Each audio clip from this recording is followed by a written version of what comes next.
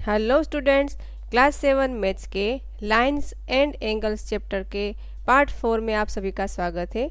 इस चैप्टर में हम सीखेंगे कुछ एंगल प्रॉपर्टीज़। चलिए सीखते हैं। उसमें पहले हम सीखेंगे पेयर्स ऑफ लाइन, जिसके अंदर इंटरसेक्टिंग लाइंस किसे कहते हैं वो देखते हैं। अगर दो लाइन एक पॉइंट पर इंटरसेक्ट करती है तो वो इंटरसेक्टिंग लाइन कहते हैं। जैसे कि इस फिगर में देख लीजिए, A C and B E P पर इंटरसेक्ट करती है और A C and B C C point पर इंटरसेक्ट करती है। Similarly A C and C E C point पर इंटरसेक्ट करती है। इस फिगर में हमें कोई भी ऐसी पेयर नहीं मिलती जहाँ पर लाइन इंटरसेक्ट ना करती हो, ठीक है। और ये भी ज़रूरी नहीं है कि कोई भी लाइन इंटरसेक्ट करती ही हो। दो लाइन अगर पैरेलल हो तो वो इंटरसेक्ट नहीं करती। जैसे कि यहाँ पर मैं ड्रॉ करती हूँ दो पैरेलल लाइन, तो ये दोनों आपस में इंटरसेक्ट नहीं करेगी, ठीक है। अगर इंटरसेक्ट करती है तो वो दोनों लाइन पैरेलल नहीं होगी, ये बात बिल्कुल ध्यान रखनी है। और अगर दो लाइन पैरेलल नहीं है तो वो दो लाइन कहीं ना कहीं इंटरसेक्ट करेगी। अगर ये दो लाइन बना ली है तो वो ये आगे एंडलेसली आगे बढ़ती जाए तो ये दोनों कहीं ना कहीं आपस में इंटरसेक्ट करेगी ही। अब सीखते हैं ट्रांसवर्सल के बारे में। बहुत ही आसान है। A line that intersect two or more line at distinct point. Distinct point यानी कि दो अलग अलग पॉइंट में अगर इंटरसेक्ट करती है तो उसे डिस्टिंक्ट पॉइंट कहते हैं।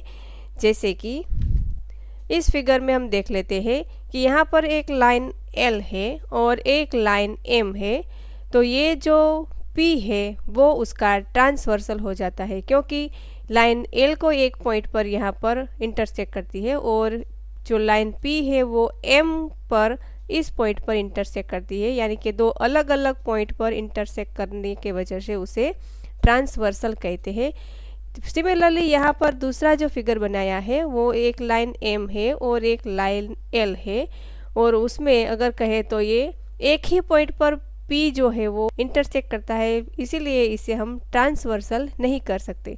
ट्रांसवर्सल होने की यही कंडीशन है कि वो दोनों अलग अलग पॉइंट यानी कि डिस्टिंक्ट पॉइंट पर इंटरसेक्ट करती होनी चाहिए।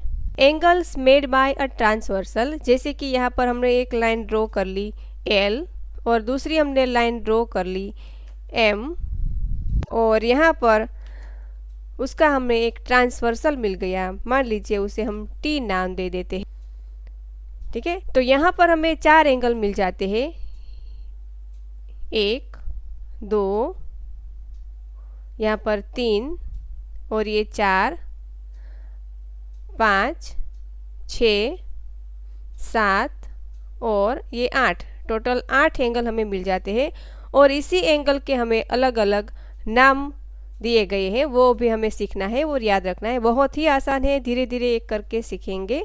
चलिए देखते हैं। इसमें हमें इंटीरियर एंगल किसे कहते हैं वो देखते हैं। जैसे कि यहाँ पर 3, एंगल 4, एंगल 5 एंड एंगल 6 जो दिए गए हैं वो अंदर की साइड में है, इसीलिए हम इसे इंटीरियर एंगल कहते हैं। और ये जो दो लाइन बनाई है L और M, उसके बाहर की साइड जो एंगल है, angle 1, angle 2, angle 7 and angle 8, ये सारे बाहर की साइड है, इसलिए इसे हम एक्सटीरियर एंगल कहेंगे, ठीक है। वैसे ही हमें कुछ और पेयर मिल जाती है, जैसे कि एक 1 एंड एक 5 ट्रांसवर्सल की एक साइड पर है, तो ये एक पेयर जो हमें मिल जाती है। दूसरी पेयर मिल जाती है 3 और ये 5 जो ट्रांसवर्सल की नीचे की साइड के दो एंगल मिल जाते हैं, उसे हम कहेंगे पेयर ऑफ करस्पॉन्डिंग एंगल्स। और ट्रांसवर्सल की राइट साइड अगर देखते हैं तो ये 2 एंड 6 नंबर का जो एंगल है वो, एंड 4 एंड 8 नंबर का जो एंगल है वो भी है पेयर ऑफ करस्पॉन्डिंग एंगल। वैसे ही हम दूसरा पेयर देखें, pair of alternate interior angle. Interior angle बताया गया है तो हमें पता चल गया कि यहाँ पर अंदर की साइड के एंगल्स की बात कही है। और pair of alternate interior angle यानी कि ये 3 और ये 6, ये दोनों आमने सामने की साइड में है ट्रांसवर्सल की, इसीलिए हमें इसे ऑल्टरनेट इंटीरियर एंगल बताया गया है। वैसे ही यहाँ पर 1 एंड ये 8 जो है वो एक्सटीरियर एंगल है, लेकिन दोनों ही आमने सामने की साइड में है, इसीलिए हमें इसे ऑल्टरनेट एक्सटीरियर एंगल बताया गया है। वैसे ही अगर ये एंगल की बात कर दी जाए 4 नंबर एंड 5 नंबर, तो ये दोनों ऑल्टरनेट इंटीरियर एंगल बन जाएंगे। वैसे ही 2 एंड 7 नंबर की बात कर दी जाए तो वो होगा ऑल्टरनेट एक्सटीरियर एंगल। ठीक है, अब नेक्स्ट है हमारा pair of interior angles on the same side of transversal, यानी कि ये जो 3 है एंड 5 है ये दोनों इंटीरियर एंगल्स तो है लेकिन ट्रांसवर्सल की सेम साइड है। ठीक है, ऐसी हमें दो पेयर मिल जाती है, एक 3 एंड 5, दूसरी है 4 एंड 6। ये दो पेयर हमें मिल जाती है interior angles on the same side of transversal. चलिए अब हम इसे और अच्छे से समझते हैं, जैसे कि corresponding angles like 1 and 5 in figure, जैसे कि यहाँ पर 1 एंड 5 है, 3 एंड 7 है, यहाँ पर देखिए तो 2, 6 है और यहाँ पर 4 एंड 8 है। अगर ये एक एंगल की बात की जाए 1 और एक ये एंगल की बात कर दी जाए 5, ठीक है, तो यहाँ पर देख सकते हैं एक F जैसा सिंबल बन जाता है। यहाँ पर देख लीजिए एक F3 है, ये एंगल है, और एक 7 है, यहाँ पर भी F बन जाता है, तो F जैसा सिंबल बनता है, तो उसे हम कॉरस्पॉन्डिंग एंगल्स कहते हैं। कॉरस्पॉन्डिंग एंगल्स में और क्या बात ध्यान रखनी है कि उसका वर्टेक्स जो होता है वो डिफरेंस होता है, दोनों एंगल का वर्टेक्स डिफरेंस होता है। दूसरी बात जो है कि they are on the same side of transversal, transversal की सेम साइड पर होंगे, जैसे कि यहाँ पे 1 और 5 है, 3, 7 है, 2, 6 है और 4 एंड 8 है, तो सारे के सारे ट्रांसवर्सल की एक ही साइड पर होंगे। दूसरी बात अगर देखी जाए तो they are corresponding position, corresponding position यानी कि ये जो लाइन एक है और ये लाइन है उसके रिलेटिव ये एक ही साइड होंगे, बिलो होंगे, या तो अबव होंगे, या तो दोनों राइट साइड होंगे, या तो दोनों लेफ्ट साइड होंगे।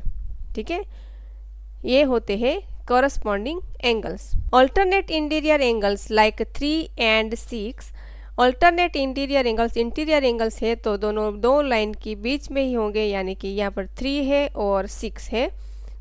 इस फिगर के अंदर भी इन दोनों के वर्टेक्स भी डिफरेंस होते हैं। दूसरी बात कर दी जाए तो are on opposite side of transversal, corresponding angles में क्या होता था कि ट्रांसवर्सल की एक ही साइड में होते थे एंगल्स, जबकि यहाँ पर ऑल्टरनेट इंटीरियर एंगल्स में ऑपोजिट साइड में दोनों ही एंगल होंगे। इंटीरियर एंगल होने की वजह से दो लाइन के बीच में ही ये दोनों आएंगे, जैसे कि they are lie between the two lines. ठीक है, ट्रांसवर्सल ऑफ पैरेलल लाइंस, आपके टेक्स्ट बुक में ये टॉपिक बहुत ही इम्पोर्टेंट है। जब दो लाइन पैरेलल हो तब उसका ट्रांसवर्सल बनता है, तो उसके हमें कुछ बहुत ही इंटरेस्टिंग मेज़रमेंट मिल जाते हैं। जैसे कि यहाँ पर हमने दो लाइन बनाई है, एक L है और एक M है, और ये T जो है वो ट्रांसवर्सल है, तो यहाँ पर कुछ हमें एंगल्स जैसे कि मिल जाते हैं 5, 7, 3, 1, 6, 8, 4 एंड 2। इसकी वजह से हमें बहुत ही सुंदर मेज़रमेंट मिल जाता है और नाप लेने में बहुत ही आसानी रहती है। जैसे कि if two parallel line parallel होनी चाहिए, ये फर्स्ट कंडीशन है। लाइन अगर पैरेलल हो और cut by a transversal, each pair of corresponding angles are equal in measure. यहाँ अगर देखा जाए 5 एंड 6 आर करस्पॉन्डिंग एंगल्स, तो ये दोनों मेजरमेंट में सेम होंगे। 3 and 4 are same in measurement. यहाँ पर 7 की बात कर दी जाए तो 7 के बिल्कुल सेम मेज़र का होगा ये 8 नंबर का एंगल, और 1 का बिल्कुल सेम मेज़रमेंट होगा उसका 2 का।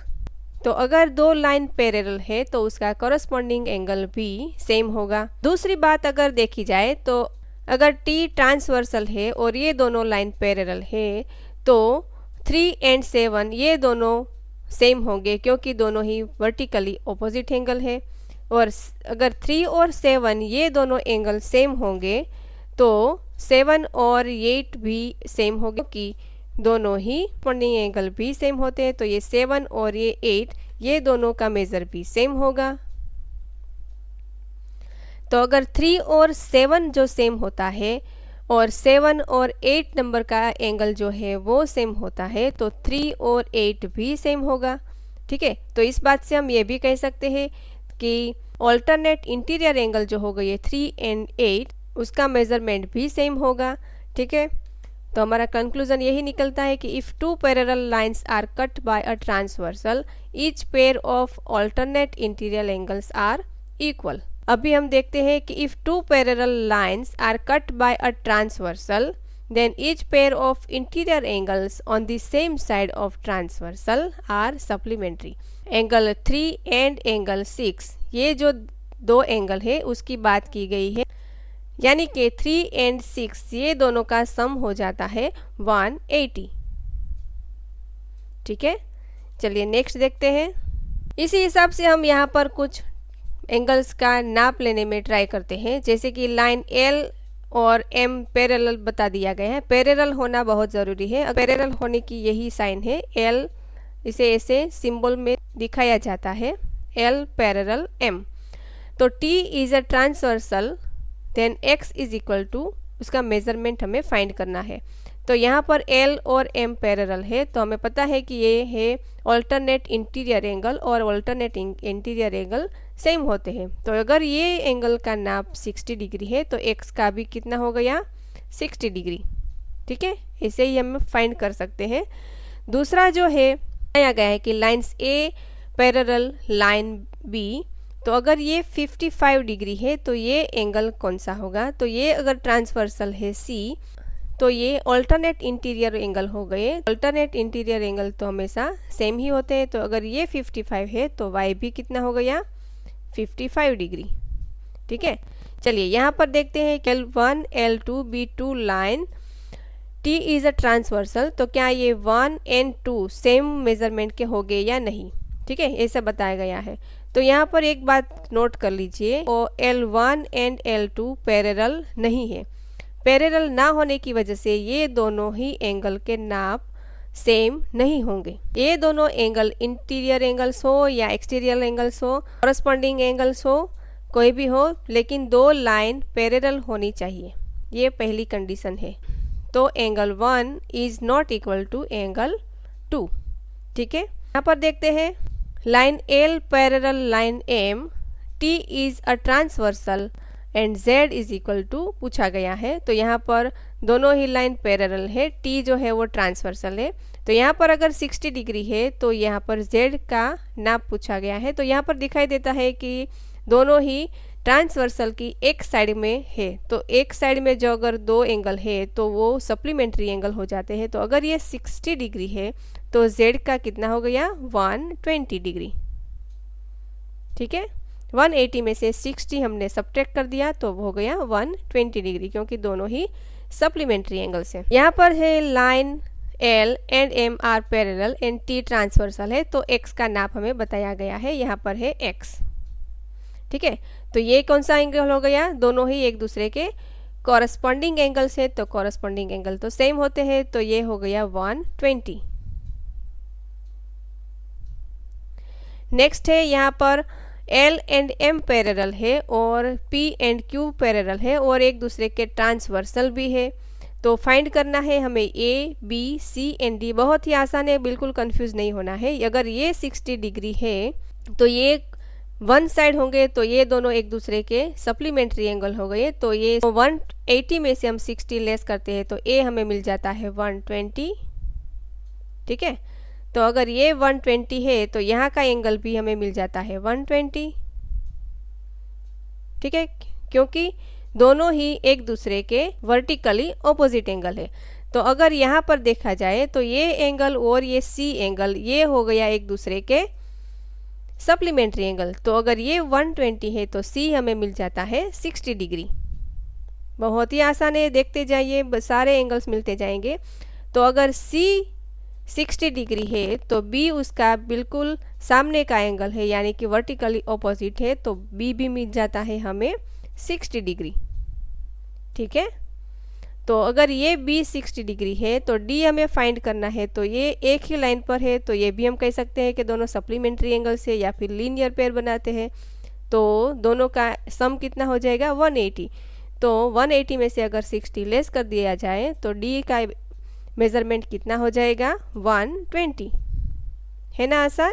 नेक्स्ट आपके लिए एक होमवर्क रखा है, इसमें पूछा गया है कि अगर ये मेज़रमेंट 50 डिग्री का है और ये एंगल का मेज़रमेंट 50 डिग्री का है तो क्या ये दोनों लाइन पैरेलल है कि नहीं, अगर है तो क्यों है, इसमें कौन सी प्रॉपर्टी यूज़ करके हम बता सकते हैं कि ये दोनों लाइन पैरेलल है। ठीक है। दूसरे में पूछा गया है कि ये 50 डिग्री का है और ये 130 डिग्री का है तो क्या ये दोनों लाइन पैरेलल है या नहीं, और है तो क्यों है, ये पूछा गया है। ये भी आपको फाइंड करना है और कमेंट बॉक्स में मुझे लिख के बताना है। तीसरा है, बहुत ही इंटरेस्टिंग क्वेश्चन पूछा गया है कि अगर ये 70 का है और ये x का है, पहले से ही हमें बताया है कि L और M दोनों ही पैरेलल लाइन है और एक का नाप हमें दे दिया गया है और दूसरे का फाइंड करना है, तो x कितना होगा वो हमें बताना है। तो इसका भी आंसर आप हमें कमेंट बॉक्स में लिख के भेजिएगा। ठीक है। चलिए नेक्स्ट हम एक्सरसाइज सॉल्व करेंगे, तब तक के लिए आप इसकी प्रैक्टिस करते रहिए। Thank you.